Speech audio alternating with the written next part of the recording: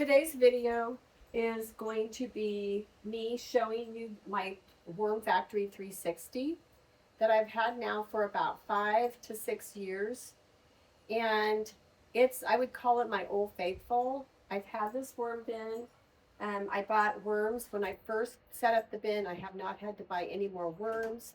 My worms have been having offspring, and the offspring are growing and producing more and more and more, and the cycle continues.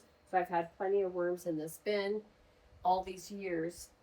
This worm bin just basically has 4 trays, and it has a bottom tray with a drainage spout.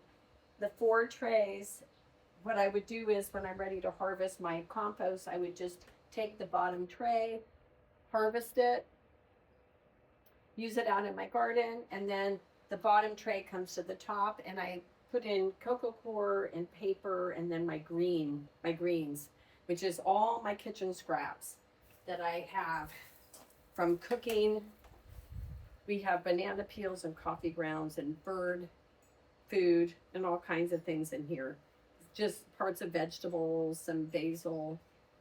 I will pick things out that I don't want to go in here, like this. My tomato Tim put in a carton, it's a little shiny. I don't want to feed that to the worms, so I will separate it as I'm feeding them. But for the most part, most of this in here can go right into the worm bin. My worms do eat it, pretty much everything. I could restock this worm bin, and they would consume food quicker because I would have more worms in here. But you know, in California, we get extreme temperatures of heat. Today's 85. And we get cold in the winter, not freezing, but we do get cold in the winter, maybe 35. And then we get really hot summers. And I just find that keeping less worms population is just a little easier to keep the heat down in the bin. The more worms and the more eating going on in composting, the hotter it gets, just like a hot compost that I have going out in my garden. I don't want to build too much heat, especially on hot days. So I like to keep the population a little down. But it's perfect for a suburban house like us. We don't have that much kitchen waste anyway. It's just tomato Tim and I. So this has been my Old Faithful. I really like this bin. I'm thinking of getting a couple more. If you watch our composting videos, you'll see we've struggled. Our hot compost was awesome, but rats got in it. It created a huge problem for us. I'm testing out 2 in-ground worm compost bins, which as of now are not going well. I need to work with them more. I'm not giving up, but I need to work with them. That's another 2 videos if you want to watch about that. But my 360 worm bin is very happy with. I'm going to bring you in here and show you what the bin looks like right now, and I'm going to be feeding it.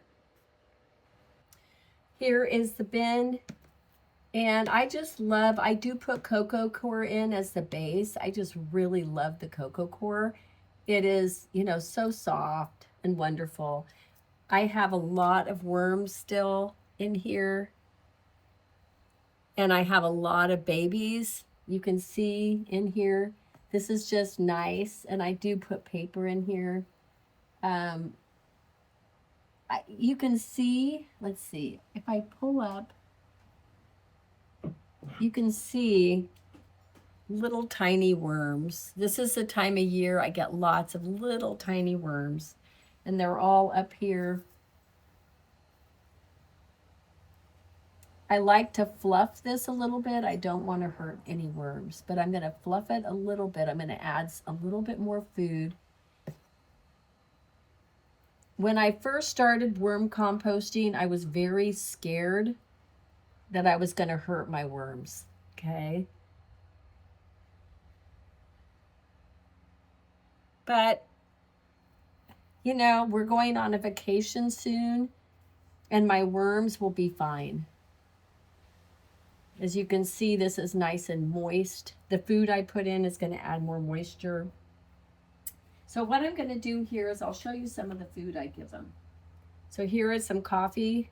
Just going to put the grounds in. I'm not going to put the paper. It takes too long for the worms to break it down.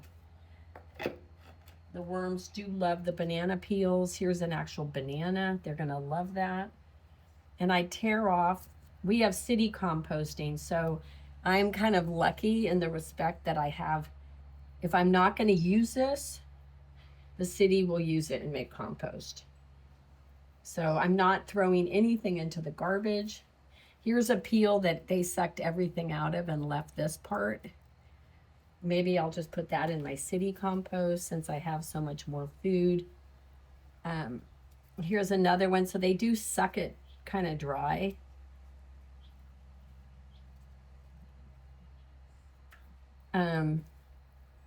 Here's another one, the hard part. It's hard for them to eat that. It takes a while. And I just put in carrots in here. I pretty much don't do where some people will put the food on one side. I just put the food everywhere in the top.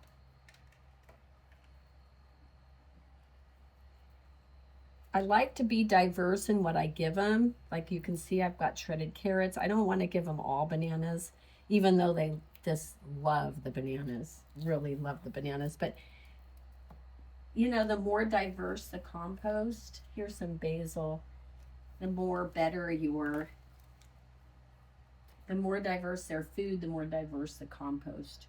I won't give them my onions. We have a lot of bananas in here. I just cover it back up. There is a part of this where it takes time to understand your bin. Don't give up if it doesn't work out right away. It takes time to understand, to get the moisture and the balance right. As you can see, this is perfect. It's not too wet. It's not too dry. It's just perfect. The worms are happy. When you first start composting, you're gonna maybe overwater, and that is a problem, but you'll get it. You'll eventually figure it out. It takes time. Like I said, I've had this bin for 5 years. Let me see if I can find something besides bananas in here. I have a lot of bananas. Here's some more of this. Some more coffee grounds. I have a lot. I've got to pick out the onion that got thrown in here. I don't like putting in some stuff. Okay. Here is one of the things I'll put in. I have a parrot, and so I have a lot of parrot food. So I'm going to put in some of this. This is my parrot's food. Also, I have a pepper.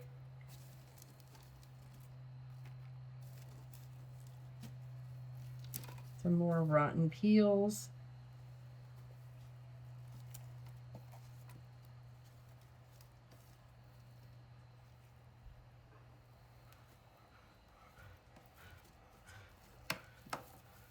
Some tomato.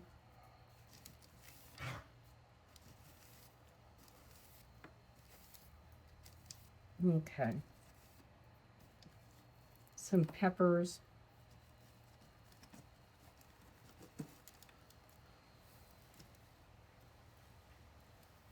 Okay.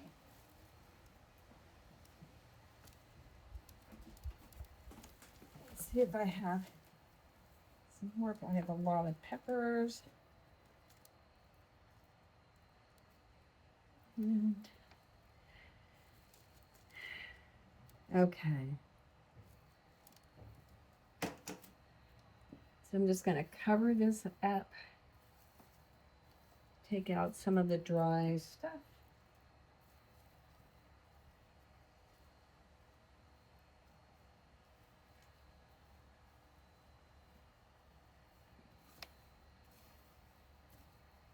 Again, I don't feed as often. When I first started doing my compost, I fed a lot. I was constantly feeding them, and I did oversaturate the bin. And then, I have to go back and try to fix that. So I've learned I don't need to feed them every day. I need to feed them when they need to be fed. If I look in here and there's not a lot of food and the worms are on the top looking for food, I feed them. If it's winter and it's cold and I don't see a lot of worms, they've gone to the bottom to get warm, I hold off on feeding them. And that's my plan has seemed to work well. Here's one pill bug that I see crawling around up here. Just one. I'm not going to worry about one. Okay, and then I'm just going to take and just put a little bit of paper just on the very top. And then what I do is I'll bring my hose over and just mist the top, get the paper wet. Make sure that there's enough moisture, but not so much that it's going to cause problems with the worms. Because the food can get really rancid and then other insects and things will find their way into the bin. There we go. Here comes the water. I just missed it.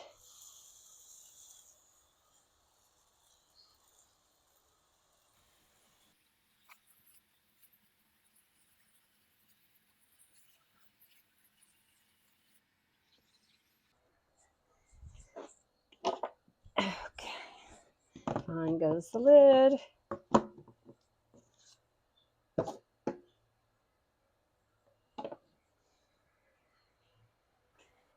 I hope today's video helped you. If you're looking to buy a compost bin, the Worm Factory 360 is great, and I'm not being sponsored by anyone. So it's just my experience, my personal experience of using it for 5+ years.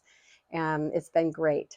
It does help the garden. It's natural fertilizer. It's organic. It's wonderful. It's a way to use up your kitchen scraps. So it's a win-win as far as I'm concerned. I've also done hot composting, and now I'm experimenting again with a different type of compost bin in ground. And again, this is one of the easiest ways to compost. If you like this type of video, Tomato Tim and I in our channel, Organic Oasis California, our goal is to help people, to teach people, and also build a community of people that like to do what we like to do, which is growing fruits, vegetables, herbs, and cooking with them, preserving them. And now Tim and I are actually donating some of our produce because we're just not able to eat it all up anymore. So we have plenty. We have friends and family we can give it to, but now we're donating to it's a program that actually donates food. Actually, they make lunches and foods for the homeless community and the senior community.